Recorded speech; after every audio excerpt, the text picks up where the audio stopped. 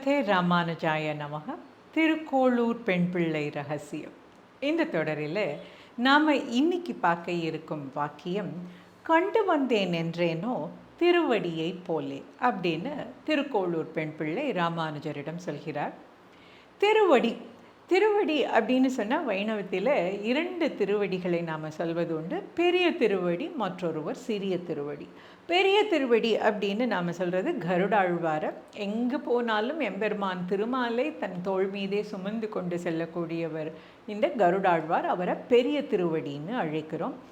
பெருமாளுக்கு உற்ற துணையாக, பெருமாள் நினைத்ததை அப்படியே செய்யக்கூடியவனாக, அந்த மாத்திரத்திலேயே செய்யக்கூடியவனாக இந்த கருடாழ்வார் திகழ்ந்து வரார். இந்த கருடாழ்வாரை பற்றி சொல்லும்பொழுது கூட இந்த நம்ம யானைக்கு கஜேந்திரனுக்கு மோட்சம் அளிக்கும் பொழுது பெருமாள் கிளம்பின உடனே கருடன் ஓடி வந்து பெருமாளை தன்னுடைய முதுகில் சுமந்துப்பார் அப்படின்னு பார்க்குறோம். அந்த அளவுக்கு எம்பெருமான் எங்கே போனாலும் அவரை விட்டு நீங்காது இருக்கக்கூடியவர் இந்த கருடாழ்வார்.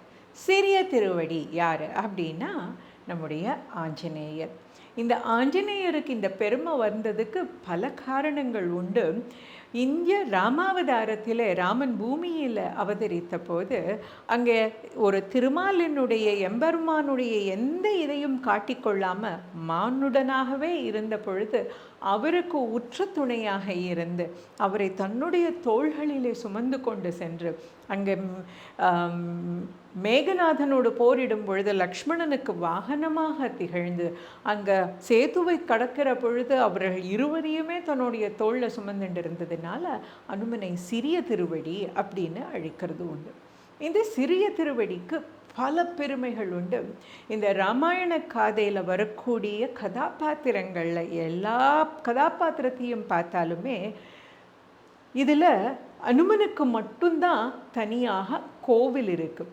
வேற யாருக்குமே அந்த ஒரு பெருமை இல்லை. ராமனுடைய ஆலயம் இருக்கும், ராம லக்ஷ்மண சீதை அதில் இருப்பார்கள். ஆனால் அனுமனுக்கு மட்டும்தான் அனுமனுக்குன்னு தனி ஆலயம் இருக்கக்கூடிய ஒரு சிறப்பு இந்த சிறிய திருவடிக்கு இருக்கக்கூடிய ஒரு சிறப்பு. அது மட்டும் இல்லாமல் சுந்தரகாண்டம் அப்படிங்கிற இந்த ஒரு முழு பகுதியுமே அனுமன் எப்படி இலங்கைக்கு சென்று சீதாதேவியை பார்த்து மீண்டு வந்தான்னு சொல்லக்கூடிய அந்த பெருமையை சொல்லக்கூடியதாக காப்பிய நாயகனுக்கு ஈடாக ஒரு முக்கியத்துவம் இருக்கக்கூடியது இந்த அனுமனுக்கு. இந்த அனுமனுடைய பராக்கிரமங்களை ஒவ்வொரு இடத்துலையும் நம்ம பார்க்க முடியும். இப்போது சீதையை தேடி வரக்கூடிய அந்த பகுதியிலிருந்து வருவோம். ராமன் ஒவ்வொரு இடமாக காட்டிலிருந்து தேடி வந்த இடத்துல அவனுக்கு சுக்ரீவனுடைய நட்பு ஏற்படுகிறது. சுக்ரீவனுடைய நட்பு ஏற்பட்டதுனால சுக்ரீவனுக்கும் வாலிக்குமான அந்த பிரச்சனையை தீர்த்து வைத்து சுக்ரீவனுக்கு நாட்டரசையும் வாலிக்கு வீட்டரசையும் கொடுத்து ராமன் அந்த இடத்துல அருள் பாலிக்கிறான். அப்போ சுக்ரீவனுக்கு பட்டாபிஷேகம் பண்ணோன்னே சொல்கிறான், கார்காலம், இந்த கார்காலம் 2 மாதம் முடிஞ்சதும் நான் என்னுடைய படையை எல்லாம் திரட்டி சீதையை தேடி அனுப்புகிறேங்கிறான். ஆனால் அவன் அந்த கார்கால மகிழ்ச்சியில் அப்படியே அகம் மகிழ்ந்து போயிடுறான். ராமனுக்கு கொடுத்த வாக்கை மறந்துடுறான். லக்ஷ்மணன் அதை தேடி வரான். லக்ஷ்மணன் வந்ததும் சுக்ரீவனுக்கு அப்போ தான் ஞாபகம் வருது, அடடா நம்ம ராமனுக்கு வாக்கு கொடுத்தோமே அப்படின்னு உடனடியாக தன்னுடைய படையை திரட்டி திசைக்கு ஒரு படையாக அனுப்புகிறான். அப்படி தென் திசை நோக்கி ஒரு படை வருகிறது. அதுக்கு அங்கதன் வருகிறான் அதில் தலைவனாக. அதிலே ஜாம்பவான் இருக்க, நீலன் இருக்கிறார், அதிலே ஆஞ்சநேயராகிய அனுமனும் வரார். இப்படி எல்லாரும் எல்லா பகுதிகளிலையும் தேடி தேடி இவர்கள் சேர்ந்திருக்கிற கூடிய இடம் மகேந்திரகிரி மலை. இந்த மகேந்திரகிரி மலையில் வந்த பொழுது தான் ஜாம்பவான் சொல்கிறார், நம்ம அனைவரிலேயுமே எல்லாருக்குமே இந்த சக்தி உண்டு, ஆனால் அங்கே போய் மீண்டு வரக்கூடிய வல்லமை உடையவன் அனுமன். அவனால் தான் இந்த கடலை கடந்து அங்கே போய் அந்த தென்னிலங்கைக்கு போய் சீத்தையை கண்டு மீண்டு வர முடியும் அப்படின்னு சொல்லி அனுமனுக்கு உத்வேகம் கொடுத்து எல்லாரும் சேர்ந்து சொல்ல ரொம்ப அழகாக மகேந்திரகிரி மலையிலிருந்து அப்படியே வானிலை பறந்து அனுமன் இலங்கைக்கு சேருகிறான்.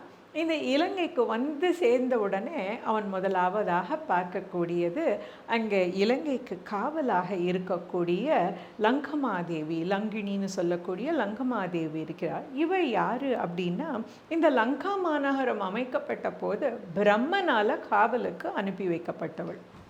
இந்த பிரம்மன் காவலுக்கு அனுப்பி வைக்கும்போதே இவ கேட்குறா, நான் எவ்வளவு நாள் காவல் காக்கணும்னு. நீ மாட்டு காத்துண்டே இரு, என்னைக்கு ஒரு குரங்கு வந்து உன்னுடைய முகட்டில் குத்துறதோ அது வரைக்கும் நீ அந்த மாநகருக்கு காவல் காத்துன்றுன்னு சொல்லுறான். அப்படிப்பட்ட இந்த இடத்துக்கு இந்த குரங்கு வருது.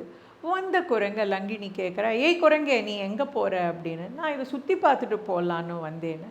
ரெண்டு பேருக்குள்ளேயும் வாக்குவாதம் வந்து நீ போகக்கூடாதுன்னு லங்குமாதேவி தடை பண்ண, குரங்காக சின்ன குரங்காக வந்த அனுமன் ஓங்கி அவளுடைய முகட்டில் குத்த அவள் கீழே சரிந்து அவள் இந்த உண்மையும் சொல்லிட்டு சத்தியலோகத்துக்கு கிளம்பி போகிறா.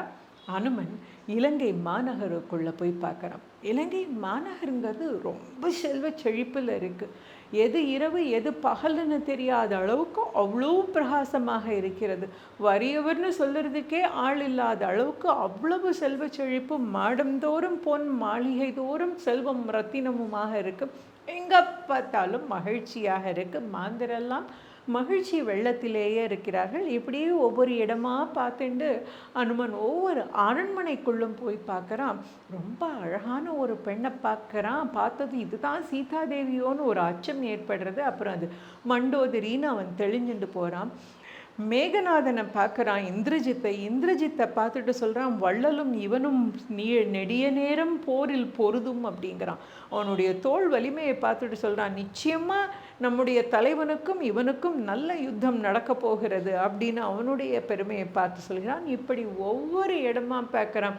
இசை மாந்தர்கள் இருக்கக்கூடிய இடம், நடன பெண்கள் இருக்கக்கூடிய இடம் எல்லாம் பார்த்தும் அவன் எதற்காக அங்கே வந்தானோ அந்த தாயாராகிய சீதா பிராட்டியை பார்க்க முடியலை. என்னடா செய்ய, நான் இப்படி பார்க்க முடியலைன்னா இந்த இலங்கை மாநகரை பேத்து பொடிச்சு கடலுக்குள்ளே போட்டு நாமும் அதில் முங்கிடணும் அப்படின்னு நினச்சிட்டு அவன் இருக்கிறப்போ அவன் கண்ணில் பட்டது அசோகவனம். அந்த அசோகவனத்தில் பார்க்குறான். அப்படி கற்புக்கரசியாக சீதாதேவி பார்க்குறான். அரக்கியர்கள் புடை சூழ அங்கே எப்படியும் என்னுடைய ராமன் வருவான் அப்படிங்கிற நம்பிக்கையோடு இருக்கக்கூடிய அவளை பார்க்குறான். பார்த்ததுமே வந்து அவனுக்கு ரொம்ப மகிழ்ச்சி ஏற்படுகிறது. நம்முடைய தாயார் இந்த இடத்துல இருக்கான்னு. தாயார் இருப்பது மட்டும் இல்லை, தொழும் வண்ணமாக அவள் கற்புக்கரசியாக இருக்கான்னு அவனுக்கு ரொம்ப மகிழ்ச்சி ஏற்படுறது. அந்த அரக்கியருக்கு நடுவே திரிஜடைங்கிற தாயுள்ளம் கொண்ட விபீஷ்ணனுடைய பெண்ணையும் பார்க்குறான். இப்படி இவன் பார்த்துட்டு இருக்கும் பொழுதே ராவணன் அந்த இடத்துக்கு வரான். ராவணன் பேசுவதை கேட்டு அப்போவே அவனை கொன்னுட மாட்டோமான்னு அனுமனுக்கு கோபம் வருகிறது. அதையெல்லாம் அடக்கி கொண்டு ராவணன் செல்வதற்காக காத்திருந்து அவர்கள் போனதுக்கப்புறம் மாயத்தாலே அரக்கியரை மயக்கிவிட்டு தாயாராகிய சீதாதேவியை பார்த்து வணங்குகிறான். அவன் இன்பத்தின் எல்லைக்கே போனான்னு சொல்லும் அளவுக்கு ரொம்ப மகிழ்ச்சி அடைகிறான் அனுமன். அனுமனிடமிருந்து ராமனை பற்றியெல்லாம் கேட்டு சீதாதேவி தெரிந்து கொண்டு ரொம்ப சந்தோஷப்படுறாள். எப்படியும் நமக்கு தேடி வருவான், மற்ற உயிர்களுக்கெல்லாமே இரக்கம் செலுத்தக்கூடியவன், எங்கேயோ கங்கை கரையில் வந்த வேடனை என்னுடைய சகோதரன்னு சொன்னவன் என்னையும் தேடி வருவான் அப்படின்னு காத்திருந்த அவளுடைய நம்பிக்கைக்கு நல்ல உத்தரவாதமாக இங்கே அனுமன் வந்தது இருந்தது. அப்படியே வள்ளல் கொடுத்த கணையாழியை கொடுத்தான். அவள் உயிரையே பார்த்தது போல ரொம்ப சந்தோஷம் அடைந்தாள், மகிழ்ந்தாள். அதற்கப்புறம் நடந்தது தெரியும். இவன் அவனுடைய சபாக்கள் எல்லாருமே தன்னை தெரிந்துக்கணும் அப்படிங்கிறதுக்காக அசோகவனத்தை அழிக்க அங்கே வந்த அக்ககுமாரன் சொல்கிற அக்ஷயகுமாரனை அப்படியே மண்ணோட சேரோடு சேராக வைத்து தேய்த்து விட்டு மேகநாதன் வந்து அவன் பிரம்மாஸ்திரம் போட்டதும் பிரம்மாஸ்திரத்துக்கு கட்டுண்டு நேர ராவணனுடைய அரண்மனைக்கு போய் அங்கு அவர்கள் இட்ட தீயாலேயே இலங்கையை தீக்கு இரையாக்கி, அப்போ கூட சீத்தை பிரார்த்தனை பண்ணிக்கிறா, அக்னியே நீ இந்த குழந்தைய ஒன்றும் பண்ணிடக்கூடாதுன்னு. அந்த இதில் ஹனுமன் இலங்கையே தீக்கு இரையாக்கி விட்டு தன்னுடைய வாளை அப்படி கடலில் அணைத்து கொண்டு மீண்டு வருகிறான். இவன் மீண்டு வரும் பொழுது ரொம்ப அழகாக கம்பன் சொல்லுவான், கண்டு வரும் என்ற வள்ளலும் கொண்டு வரும் என்று கவிக்குல அரசும் எண்ணினர் அப்படின்னு. ராமன் நினச்சிண்டா நிச்சயமாக இந்த போனானே தென்னிலங்கை தெற்கு திசை நோக்கி போன வானரப்படையிலிருந்து ஹனுமன் கண்டு வருவான், எப்படியும் சீதா இருக்கான்னு கண்டு வருவான் அப்படின்னு நினைக்க, சுக்ரீவனும் என்னப்பா பெரிய விஷயம், நம்மால் கொண்டு வரும்னு நினைத்து கொண்டிருக்க அந்த இடத்துக்கு வந்து சேர்ந்த அனுமன் கண்டேன் சீதையை கண்டேன் சீதையை அப்படின்னு சொல்லி உயிரை துறப்பதற்கு உயிரையே இழந்தவாறு இருந்த ராகவனுக்கு உயிர் தீயை கொடுத்தான் அந்த இடத்திலே. கண்டனன் கற்பினுக்கணியினை கண்களால் அப்படின்னு அவன் சொல்லுவான். அந்த இடத்துல ராமனுக்கு உயிரை அளித்தான். அது மட்டும் இல்லாமல் எப்போ ஜானகி அசோகவனத்தில் பார்த்தானோ பார்த்த மாத்திரத்திலே அவன் சொல்லுவான், வாழி ஜானகி வாழி ராகவன் என்று. யார் வாழ்த்தினானா? ஊழிதோறும் புதிதுறும் கீர்த்தியான். ஏன் இந்த ஊழிதோறும் புதிதுறும் கீர்த்தியான் கண்டு வந்து சீதையை சொன்னது இருக்கட்டும், நம்ம சரையு நதியில், அதாவது இந்த ராமாயண காதை முடிஞ்சு ராமன் வைகுந்தத்துக்கு போகும்பொழுது சரையு நதிக்கு போகிறான். ராமனுக்குள்ள ஒரு நல்ல ஒரு இது என்னென்னா, இந்த ராமாயண காதையில் எல்லாரையும் கூட்டமாக அழைச்சிண்டே போகக்கூடியது. அப்படி சரையூவில் போய் தான் போகும்பொழுது எல்லாரையும் கூட அழைச்சிண்டே போகிறான். அப்படி போகிறப்போ ஒரே ஒரு ஆளை காணும். யாருப்பா அந்த ஒரு ஆள் அப்படின்னு கேட்டால் அது நம்முடைய அனுமன். ஏன்பா அனுமா, ஆஞ்சநேயா நீயும் வாப்பா சேர்ந்து போகலான்னப்போ அனுமன் சொன்னானா, உன்னுடைய பெயர் சொல்லும் இடத்திலெல்லாம் நான் இருக்கணும் ராகவா, நான் இங்கேயே இருந்துடுறேன், எனக்கு வைகுந்தம் வேண்டான்னு. இன்னைக்கு கூட நம்ம ராம காதை சொல்லும் பொழுது அங்கே அனுமன் இருந்து கேட்பதாக நம்ம நம்பக்கூடிய அந்த ஐதீகம் நம்மிடையே இருக்கிறது. ராமனுடைய பெயரெல்லாம் சொல்லும் பொழுதெல்லாம் எத்திர எத்திர ரகுநாத கீர்த்தனம் தத்ர தத்ர கிதமஸ்த காஞ்சலம், எப்பெல்லாம் அவன் பேர் சொல்கிறோமோ அங்கெல்லாம் அவன் அதை கேட்டுக்கொண்டே இருக்கிறான். அப்படிப்பட்ட பெருமை இறைந்த அவனை போல நான் கண்டு வந்தேனோ, சீதா பிராட்டி அங்கே நீ வருவியா மாட்டியான்னு காத்துருந்தப்போ கண்டு வந்தேனோ திருவடியை போலே என்று நம்முடைய திருக்கோளூர் பெண் பிள்ளை இங்கே ராமானுஜரிடம் இந்த திருவடி சம்பந்தப்பட்ட விஷயத்தை சொல்கிறார்.